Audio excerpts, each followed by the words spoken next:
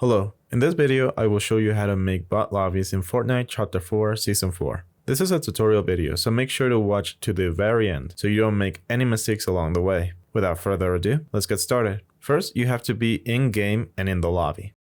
Then, click on the 3 bars in the upper left corner. Then, press the icon with the plus sign on it. Then you want to type Chronobot and press enter. You will get a list of various profiles. All you need to do is tap on each profile and press Add Friend. Keep doing that until one accepts your request.